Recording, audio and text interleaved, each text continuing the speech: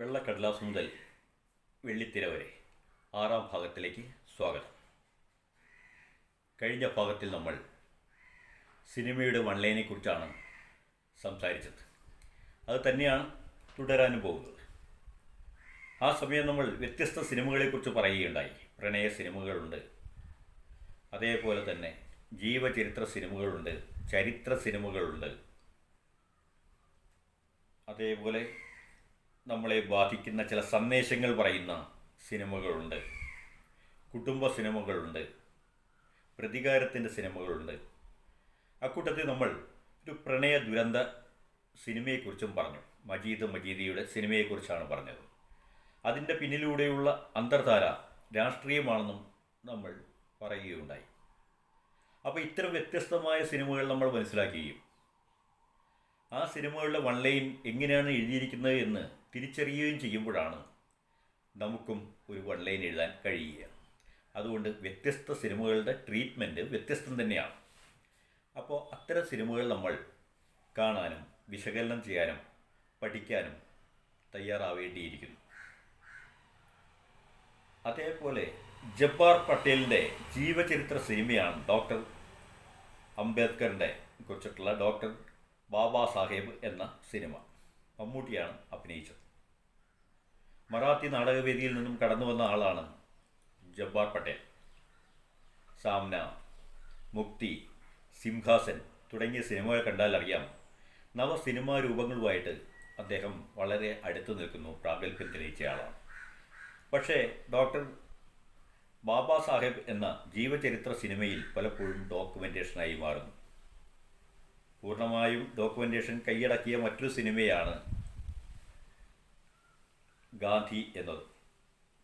അത് സംവിധാനം ചെയ്ത ആറ്റംബറോ ഇന്ത്യക്കാരനല്ലാതായതുകൊണ്ടാവാം ഒരു പക്ഷേ ഗാന്ധിയുടെ ആത്മാവ് നഷ്ടപ്പെടുകയും ബാക്കി ഡോക്യുമെൻറ്റേഷനിലേക്ക് വരികയും ചെയ്തു.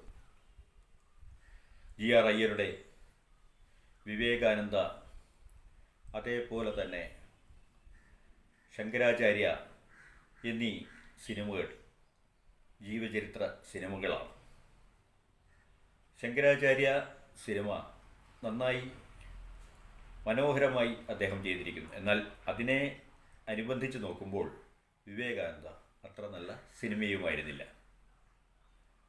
ആ ജീവചരിത്ര സിനിമകൾക്കുള്ള വൺലൈനുകൾ പ്രത്യേക രീതിയിലാണ് എഴുതുന്നത്, പ്രത്യേക രീതിയിലാണ് അതിൻ്റെ ട്രീറ്റ്മെൻറ്റ് വിടുന്നത്. അതാണ് അവിടെ ഇംപ്ലിമെൻ്റ് ചെയ്യേണ്ടി വരുന്നത്. നമ്മളതുപോലെ മറ്റുള്ള മലയാള സിനിമകളിലേക്ക് നമ്മൾ ഒന്ന് കണ്ണോടിക്കുക.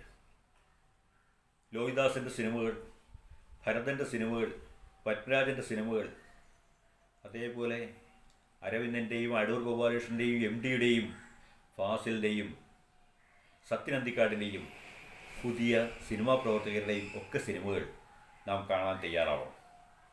അവർ അതിനുപയോഗിക്കുന്ന രീതി, സീനുകൾക്ക് ഉപയോഗിക്കുന്ന രീതി മനസ്സിലാക്കണം. ഇതിനുവേണ്ടി ചെയ്യേണ്ടത് ആദ്യമായിട്ട് ഒരു സിനിമ കാണുക എന്നതാണ്. ആരുടെയും ആവട്ടെ, ഒരു സിനിമ കാണുക. ആദ്യാവസാനം സിനിമ കണ്ട ശേഷം സ്വസ്ഥമായിരുന്ന ഓരോ ഫ്രെയിമും നമ്മൾ വീണ്ടും ആലോചിക്കുക, എങ്ങനെയാണ് ഓരോ ഫ്രെയിമും കൂട്ടി എത്തിച്ചിരിക്കുന്നത്.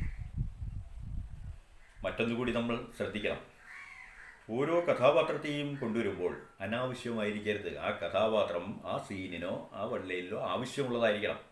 ആ സീനിൽ ആവശ്യമുള്ള കഥാപാത്രത്തെ ആയിരിക്കണം വൺലൈനിൽ വരേണ്ടത്. ഒരിക്കലും മുഴച്ചു നിൽക്കുന്ന ഏച്ചു കെട്ടപ്പെട്ട അനാവശ്യമായ ഒരു ചെറിയ എക്സ്ട്രാ നടൻ പോലും അല്ലെങ്കിൽ നടി പോലും അതിൻ്റെ അകത്ത് വരരുത്. അത് നമ്മൾ വൺലൈൻ എഴുതുമ്പോൾ ശ്രദ്ധിക്കണം. അങ്ങനെ സിനിമ നമ്മൾ കണ്ടു, സിനിമയുടെ ഫ്രെയിം ബൈ ഫ്രെയിം നമ്മൾ ആലോചിച്ചു, വീണ്ടും ഒന്നും കൂടി സിനിമ കാണുക. അപ്പോൾ ഏകദേശം ഇതെങ്ങനെയാണ് ലിങ്ക് ചെയ്യുന്നത് എന്ന് നമുക്ക് മനസ്സിലാക്കാൻ കഴിയും. കഴിഞ്ഞ ഭാഗത്തിൽ നമ്മൾ സിനോപ്സിസ് എഴുതാനായിട്ട് എളുപ്പവിദ്യയായിട്ടൊരു കാര്യം പറഞ്ഞു. വാരികകളിൽ വരുന്ന നോവലിൻ്റെ കഥ ഇതുവരെ എന്നുള്ളതെന്ന് വായിച്ചു പഠിക്കാൻ. ഇതുപോലുള്ള ഒരു എളുപ്പവിദ്യയാണ് ഇതും. നമുക്കറിയാം, സാഹിത്യ കൃതികളോട് അല്ലെങ്കിൽ മൂലകൃതികളോട് സിനിമ നീതി പുലർത്താനല്ല സിനിമയ്ക്ക് കഴിയുക.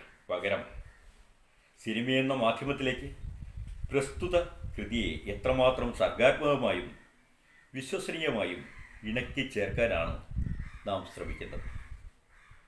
ഓരോ കലകൾക്കും അതിൻ്റേതായ കെമിസ്ട്രിയുണ്ട്. സിനിമയ്ക്കും അതിൻ്റേതായ വ്യാകരണവും ഛന്ദസ്സുമുണ്ട്. ആ വ്യാകരണത്തിലേക്കും ഛന്ദസ്സിലേക്കുമാണ് നമ്മളുടെ വൺ ലൈൻ തിരിയേണ്ടത് എന്ന് സാരം. വൺ ലൈനിൽ നിന്നാണല്ലോ ഇനിയിപ്പോൾ സീനും വരേണ്ടത്. ദുഃഖപര്യവസായിയായി തീരുന്ന ഒരു സിനിമ, അതിൽ കുറച്ച് നർമ്മം ആകാം. അപ്പോൾ അതിൻ്റെ ഇംപ്ലിമെൻ്റ് ചെയ്യപ്പെടുമ്പോൾ, അതല്ലെങ്കിൽ പ്രസൻറ്റ് ചെയ്യപ്പെടുമ്പോൾ അതിൻ്റെ ശക്തി കൂടുകയാണ് ചെയ്യുന്നത്. നർമ്മം എന്ന പേരിൽ വളിപ്പായി കഴിഞ്ഞാൽ സംഭവം മാറി. ഇന്ന് സിനിമ കാണുന്നത് മാനസിക ഉല്ലാസത്തിനാണ്. അപ്പോൾ മാനസിക ഉല്ലാസത്തിനാണ് ആൾ കാണുന്നത് എന്ന് വെച്ചായിരിക്കണം സിനിമയുടെ ഒരു ടോട്ടാലിറ്റി മനസ്സിൽ കരുതേണ്ടത്. ഓരോ സീനിൽ നിന്ന് ഓരോ സീനിലേക്ക് സിനിമ വളരാൻ കഴിയണം. കഴിഞ്ഞ ഭാഗത്തിൽ നമ്മൾ രജിസ്റ്റർ ചെയ്യുന്നതിനെക്കുറിച്ച് പറഞ്ഞെങ്കിൽ ഈ ഭാഗത്തിൽ നമ്മൾ പറയുന്നു വളരുന്നു. ഓരോ സീൻ കഴിയുന്നതോടെ സിനിമ വളരുന്നു, കഥാപാത്രം വളരുന്നു, കഥ വളരുന്നു. അതെങ്ങനെയാണ്? ആ വളർച്ചയുടെ ആദ്യ രൂപമാണ് നമ്മൾ വൺ ലൈനായിട്ട് എഴുതുന്നത്. ആ വൺ ലൈനാണ് വികസിച്ച് യഥാർത്ഥത്തിൽ സീനായിട്ട് മാറുന്നത്. അങ്ങനെയുള്ള ചില സിനിമകൾ നമുക്ക് വിശകലനം ചെയ്യുമ്പോൾ ഇത് വളരെ വ്യക്തമായി മനസ്സിലാക്കാം. ആ സിനിമകൾ വിശകലനം ചെയ്യാം. അതിനു മുമ്പ് നമ്മൾ കഴിഞ്ഞ തവണ പറഞ്ഞു നിർത്തിയ സിനിമാ ചരിത്രത്തിൻ്റെ വഴികളിലൂടെ അല്പം നടക്കുകയുമാവാം. വിൻസെൻ്റ് വാഷിൻ്റെ മദ്രാശിയിലേക്കുള്ള യാത്രയെക്കുറിച്ചാണ് നമ്മൾ പറഞ്ഞത്. ആ യാത്രയ്ക്ക് കാരണമെന്തെന്നോ, മലയാളി അസോസിയേഷൻ മലയാളത്തിൽ ശബ്ദിക്കുന്ന ഒരു ചിത്രം എടുക്കാൻ തീരുമാനിക്കുകയും മാതൃഭൂമി, മലയാള രാജ്യം എന്നീ പത്രങ്ങളിലേക്ക് അതിന് പരസ്യം ചെയ്യുകയും ചെയ്തു. എല്ലാ തിയേറ്ററുകൾക്കും സ്റ്റുഡിയോകൾക്കും അവർ കത്തയച്ചു. പക്ഷേ നടനാവാനും നടിയാകാനും ആഗ്രഹിച്ചുകൊണ്ടുള്ള മറുപടികളല്ലാതെ ആരും സിനിമ എടുക്കാൻ തയ്യാറായിട്ട് വന്നില്ല. ഈ സമയത്താണ് സാമ്പത്തികമായി ബുദ്ധിമുട്ടിയിരുന്ന മോഡേൺ തിയേറ്റേഴ്സിൻ്റെ സുന്ദരം ഈ അറിയിപ്പ് കാണുന്നതും അതിലേക്ക് വരുന്നതും. കാരണം മലയാള സിനിമ എടുക്കുക എന്നത് ചരിത്രത്തിനൊരു മുതൽക്കൂട്ട് മാത്രമല്ല, സാമ്പത്തിക ലാഭം ഉണ്ടാക്കുന്ന കാര്യവുമാണെന്ന് മലയാളി അസോസിയേഷൻ പ്രത്യേകം സൂചിപ്പിച്ചിരുന്നു. താല്പര്യം അറിഞ്ഞതോടുകൂടി മലയാളി അസോസിയേഷൻ്റെ സുന്ദരവും അതേപോലെ തന്നെ ഗോപിനാഥും കൂടി ഒരു കഥയുമായി മോഡേൺ തിയേറ്റേഴ്സിലേക്ക് എത്തി. ഹൈദരാബാദിൽ നടന്ന ഒരു മുസ്ലിം കുടുംബത്തിൽ നടന്ന സംഭവമായിരുന്നു കഥ. വിധിയും മിസിസ് നായരും എന്നായിരുന്നു കഥയുടെ പേര്. കഥ അത്ര സിനിമയ്ക്കൊന്നും പറ്റിയതല്ല. അത് വായിക്കാൻ നേരം നമ്മുടെ ആലപ്പി വിൻസെൻറ്റും ഉണ്ടായിരുന്നു. കഥയൊക്കെ വായിച്ചു പോയി. പിന്നീട് അതിനെക്കുറിച്ച് ഒരു ധാരണ എത്തണം, അതിനുള്ള കത്തുമായാണ് വിൻസെൻറ്റിനെ അതിൻ്റെ പ്രതിനിധിയായി, മോഡേൺ തിയേറ്റേഴ്സിൻ്റെ പ്രതിനിധിയായി മദ്രാസിലേക്ക് അയച്ചത്. കരാർ ഒപ്പിട്ടു. മലയാളത്തിൽ ആദ്യത്തെ ശബ്ദചിത്രത്തിനുള്ള കരാർ ഒപ്പിട്ട് കഴിഞ്ഞു. സിനിമ ചിത്രീകരണത്തിനായി റിഹേഴ്സൽ ആരംഭിച്ചു മോഡേൺ തിയേറ്റേഴ്സിൽ. സേലത്തുള്ള മോഡേൺ തിയേറ്റേഴ്സിൽ റിഹേഴ്സൽ കഴിഞ്ഞ് ചിത്രീകരണം ആരംഭിക്കാറായി.